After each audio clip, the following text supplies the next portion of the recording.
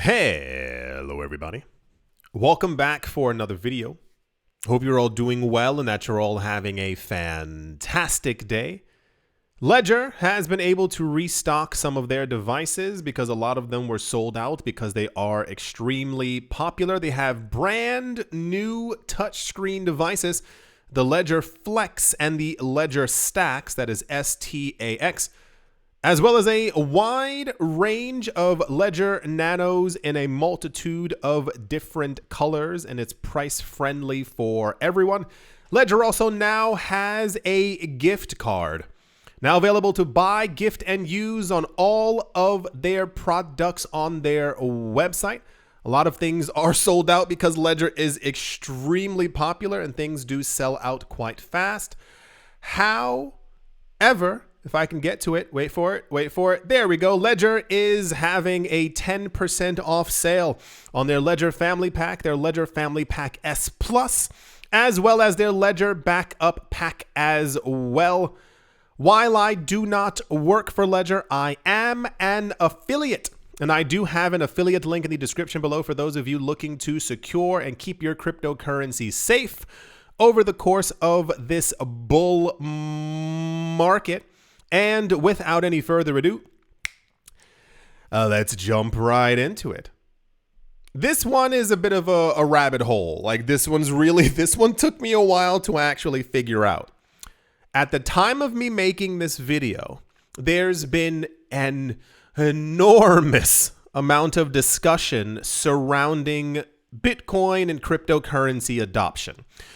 All of it has been good and fun and awesome and, as far as we know, like actually happening. This news story popped up and kind of took me for a loop.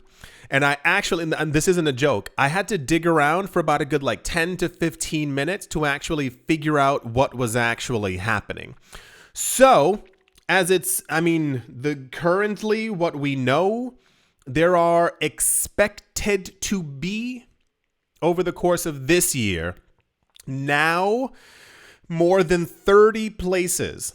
This is the current news that we've gotten. These are states, provinces, cities, and countries who are expected to announce and begin adopting Bitcoin in some sort of way, either as legal tender for Bitcoin bonds and or as a strategic Bitcoin reserve, strategically basically trying to get ahead of every other country who's also buying up tons of Bitcoin as well. So this actually happened, but it didn't happen how people said it happened. The Czech National Bank is apparently contemplating Bitcoin for its foreign exchange reserves, signaling a potential shift in central bank investment strategies. I need to be as crystal clear with you as humanly possible. Central banks are already buying Bitcoin. Any kind of delusion that they're not would only hurt your brain and your development as a human being. We know and have heard and have seen and have seen and have heard, and we know that this is happening because of the last 7 years. We know that banks are working with cryptocurrency companies. We know that they get their Bitcoin directly from people who are mining Bitcoin, and they're also probably mining it themselves. Have no confusion about any part of that. While you may know about it, don't assume that these banks in these countries worth hundreds of billions and trillions of dollars don't have any kind of allocation into Bitcoin. When you have the big money, you have allocations into everything. Remember a couple of years ago, there was a news story. I think it was about Norway. There was a news story that apparently the Norwegian sovereign fund had a huge allocation into a Grayscale. And people were like, no, they're a bank. They can't do that. Bitcoin's decentralized. And I was like, no, you kind of put your tentacles everywhere. You put a couple million here. And then remember last summer when we heard multiple times about the SEC filings. Has everyone forgotten about that? So if you did, last year, the SEC basically, if you were exposed in any sort of way to US Bitcoin ETFs, you had to like file something with them. I think it was if it was like a relatively large purchase. And we found out there were multiple governments and multiple like central banks who had Bitcoin and had exposure to the Bitcoin ETFs. Do you remember the other thing that we found out? It was from the BIS. And it's crazy because I made videos on all these things. So, you can go find them. The BIS, or the Bank of International Settlements, or for international settlements, doesn't really matter, sent out a survey to central banks on this planet. And I think they asked around 19 of the largest ones if they had any, if they had any allocation into Bitcoin. 12 of them responded and said, yeah, that they each individually had either hundreds and millions or billions of dollars worth of Bitcoin that the bank was holding. You can find it. Type in BIS survey holding Bitcoin or central banks holding Bitcoin BIS. It's like, it's super easy. Like it's not even, So when this news came out, I understand that everyone, is the sun moving? What is that? There's like a light on the wall and I can see that it's moving. Am I witnessing the passage of the day? What is that? Anyway, what was I saying? Why do I do that? There was what was it? The point is, when I saw this news, I thought it was like, I think it's interesting that people see news like this and they go, wow, there's one bank in the entire world who's into Bitcoin. And it's like, no, it's all of them. Like they understand what's happening. That's the significance of the United States announcing that they're going to be buying Bitcoin. That's like you like this is like actually these are actual money moves. This is how like big money actually works. So instead of securing the US dollar, you secure Bitcoin instead. You think all these banks are waiting around? We know nothing of their finances. They're not going to tell us what they're doing except for when they actually tell like the BIS because they're required to. But right, so moving along. It says this consideration marks a notable trend among central banks exploring cryptocurrencies as a way to diversify their assets. Is there more? Right. In the interview, his name is Governor Ales Michel, M-I-C-H-L, stated, and I do quote, "A few Bitcoin could serve as an interesting diversification move," end quote, reflecting an evolving attitude towards digital assets. One, Prague and the Czech Republic have been pretty pro-crypto for a while. This isn't something that's relatively new. They've had favorable rules and regulations over the course of the last 4 to 5 years. It's just that they're a smaller country and they don't like hype up their movements into crypto. So they usually don't actually end up in the news as often. I think I'm seeing the passage of time. The light on the wall is like slowly moving. That's the weirdest thing in the entire world. Like, you know what I'm talking about? There's like a light beam on the wall, but I can like actually see it moving. Maybe because the days are shorter. So like its progression is faster. I'm not sure exactly what's happening. Right. Great crypto regulation over the course of the last few years. So I begun to dig. I was looking around trying to figure out what was going on.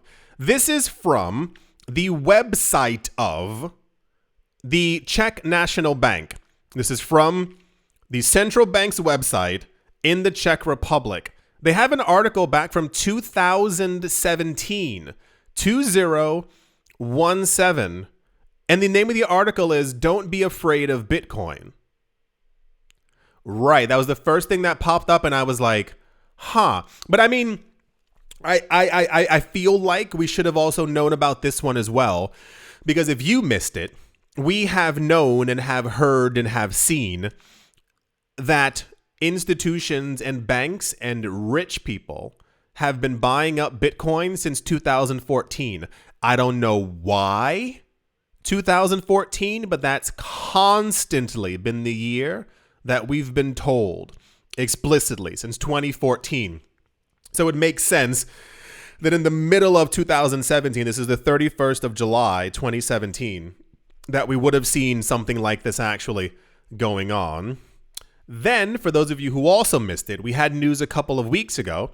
For those of you not looking at the screen, it says the Czech Republic is exempting any tax on Bitcoin if you've been holding it for a long term.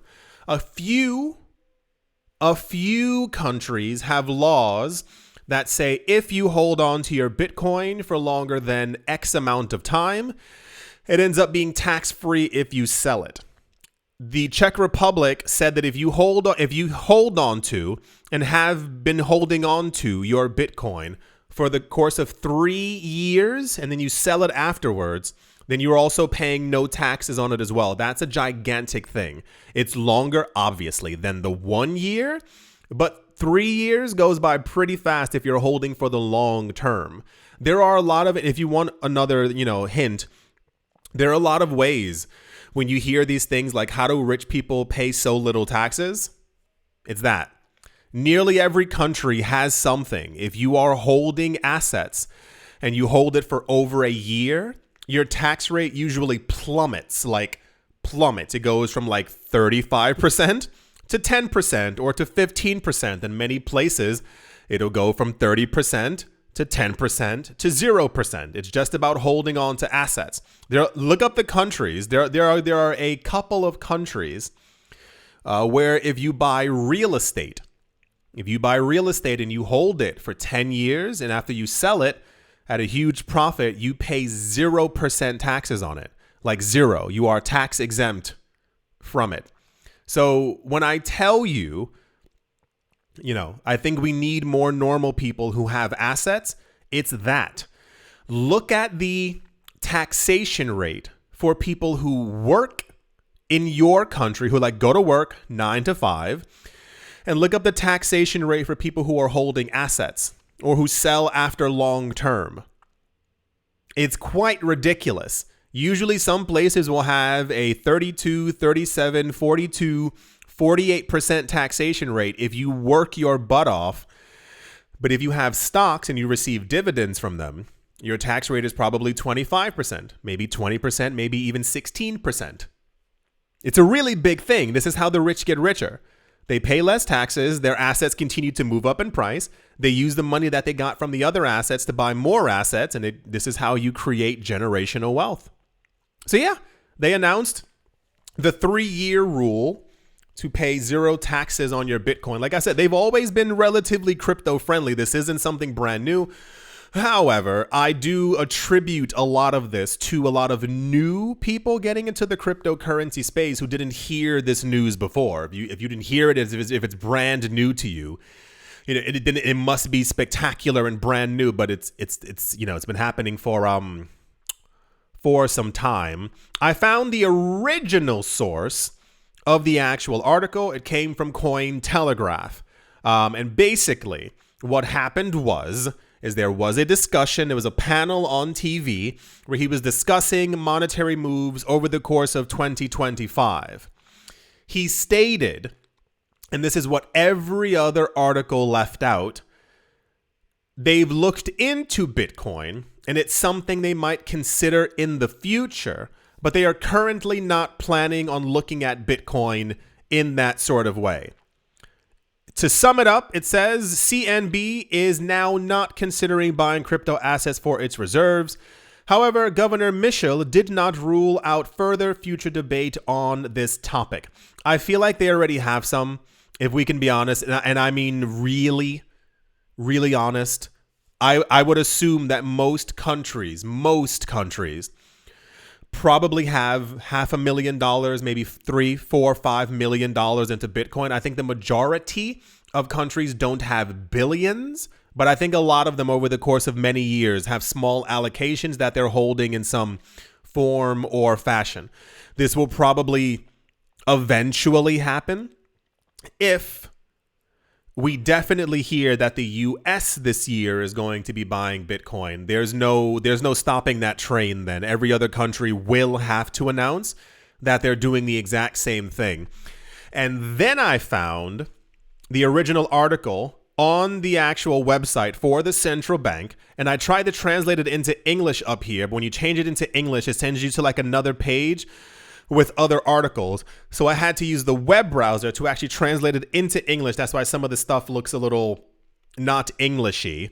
And basically, I was looking through the entirety of the article as it went over the entire interview. And basically, he didn't mention Bitcoin once, but he said at some point in the future, they wouldn't be opposed to having that discussion. Woof. Yeah, crazy, right? See, it was a whole thing. I saw articles popping up that were, I mean, some of them were saying like the Czech Republic is going to be buying Bitcoin this year. This month, we might see the Czech Republic. And I was like, really? Usually central banks don't announce things like that. You usually hear about whispers of it. We figure out us through SEC filings or BIS information. And that's how we kind of receive. Because understand that if we know that fiat currencies are collapsing, we can only assume that the banks who print them also know that as well. So this is why this is the significance of us getting news like that, understanding and knowing explicitly that central banks do hold Bitcoin. But then we end up getting some other kind of news for something that someone didn't even say. And everyone's like, oh my gosh, it's happening now. And it's like, why don't we have this same excitement and this same energy for the news that we got last summer? I don't know.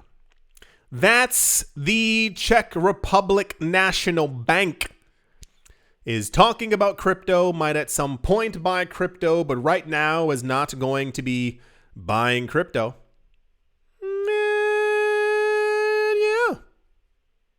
Let's move on.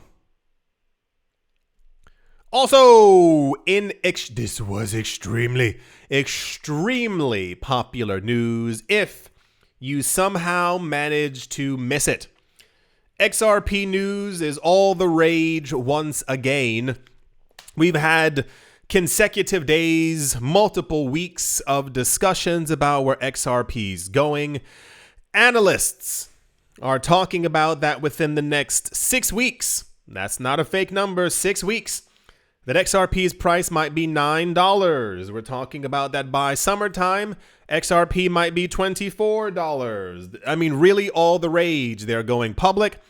Their stablecoin has launched. They just minted more of their stablecoin, and some crypto exchange was like, this is going to be an absolute game changer. All these different things. Everyone's going crazy for XRP.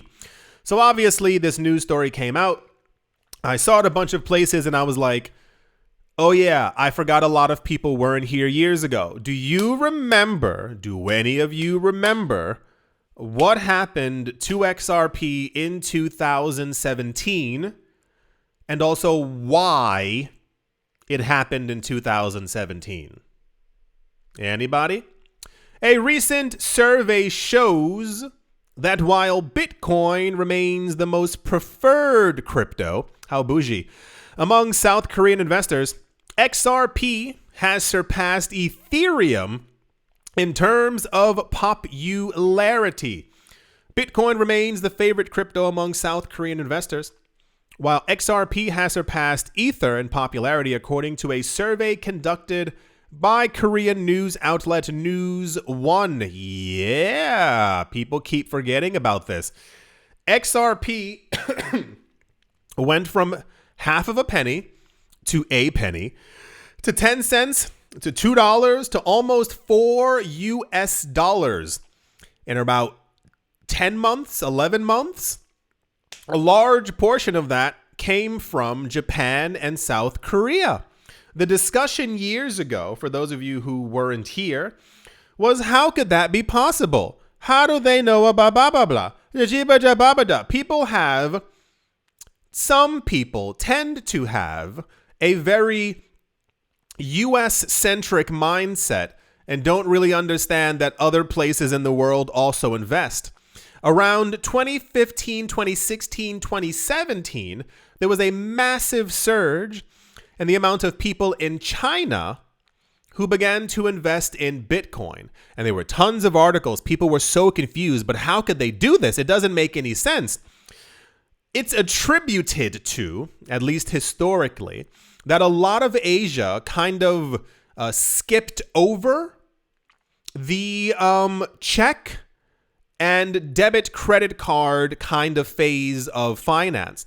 And a lot of Asia, a lot of people went from paper money in the 50s, 60s, 70s, and 80s, kind of flipped really rapidly to this idea of like paying with phones.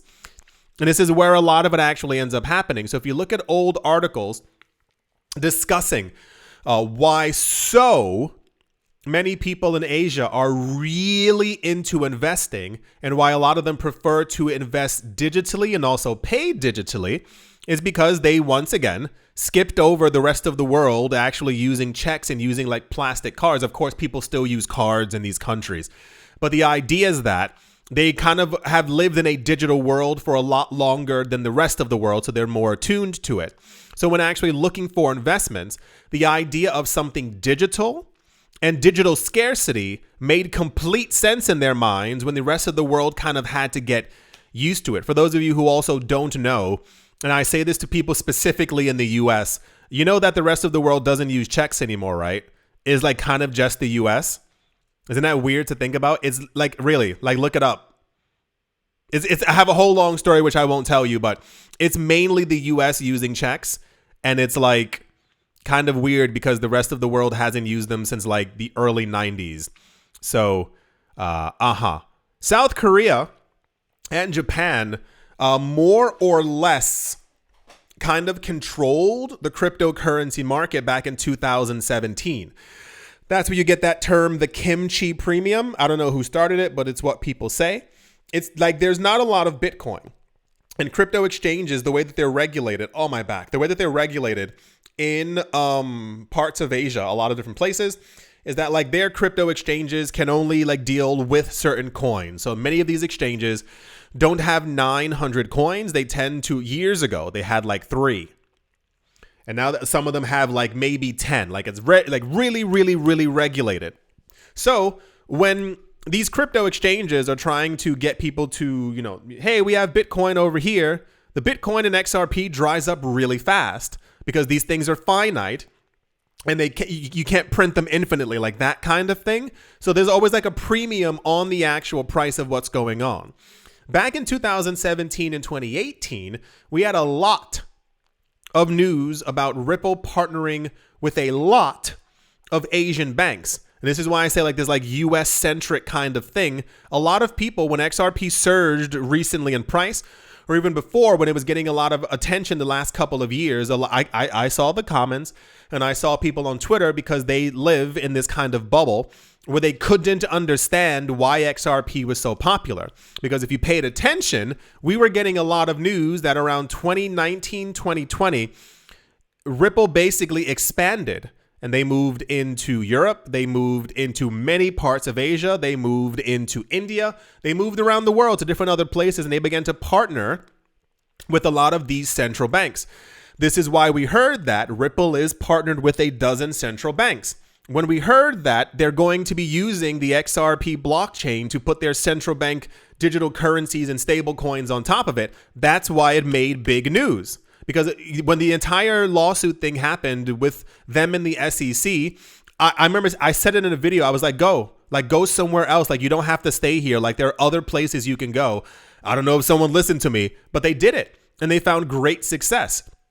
And one of the places was also in South Korea. So South Koreans and people in Japan know a lot about Ripple. They know a lot about XRP. There's that bank SBI, which I believe is one of the largest banks in Asia. Ripple's partnered with them. They also have their own cryptocurrency exchange. Like, everything just continuously lines up over and over. But you have a lot of people who don't look any further than where they currently are, and then they get surprised at all of this news. Now, this has been happening for years. Why do you think there's such like a big backing for Ripple and XRP? It's not this like fly-by-night coin. Like, they are one of the biggest companies in the space for a reason. And then upon that, if you also missed it, there are apparently all these, and I don't think they're rumors because Garlinghouse said it. They're working now with tons of companies and institutions in the United States because they know that they're going to get proper regulation, so they don't really have to worry about the gross hand of Gary Gensler anymore. From the 24th to the 26th of December, more than 5,200 investors were asked about their top crypto choices. The survey included the top 10 cryptocurrencies by market cap in South Korea. The results showed that Bitcoin came in first, XRP was second, and Ethereum was third. Yeah, it seems it's completely believable. This is an article from the beginning of the year of 2018. It says South Korea more than doubled XRP's price in a single week. I expect the same thing to basically happen again, especially as we have, all this kind of madness when it comes to actual movements. This is also an article from 2021. South Korean Big Five bank completes Ripple remittance trial. They've been working with a bunch of banks around the world for a long time. People don't understand how much money is flowing through other countries. I'm from the States. I remember what we were told as kids and what we're told now. We're made to think that these other places, like, they have money, but it's not as strong as the US dollar. Because $1 US is equal to 5,000 of theirs. Their currency is garbage. That's not how it works at all, my friend, especially when you see how much actual wealth is in South Korea and a lot of these different countries. Yeah, it's not surprising at all. I'm very excited to see exactly where XRP is going to go this year. There's a lot of attention being paid to XRP, being paid to Ripple. I think, as I've said before, once we get to January, February, and March, that kind of reason, it should become abundantly clear. Oh, I also forgot, as far as we know, XRP is probably also going to be one of the coins that's tax-free within the United... I didn't mean to do the whole Dr. Seuss thing there. I was just, I was saying words. XRP might be tax-free within the US, like, very soon as well. It's like, it's one of those handful of coins. If you missed the news, apparently there's a law that's going to be written that all cryptocurrencies created within the United States are going to be tax-free within the US. So if that actually ends up happening, we're going to see a $20 XRP. It's not a real discussion anymore. It's just kind of like complete fact. Right. I think that's going to do it for this video. I do hope that you've all enjoyed. I hope you're all doing well. I know there's a lot of stuff happening in the news and in life. I told you before, I try and stay away from the news as much as I can. My brain can't handle it. Between all the stuff happening in crypto, happening in real life, in my life, with family, with money, it's almost like completely overwhelming. So, as I've said before, don't force yourself. It's okay to, like, do things that make you happy and, that kind of take your attention away from stuff. I told you all before last year. Invite a friend over, have a movie night, play video games, like, do anything that you need. Order some food that makes you happy, because it's all a bit too much sometimes. Yeah, thank you all once again for watching, listening, liking, commenting, and or supporting. And I will most certainly be talking to you all soon. See you.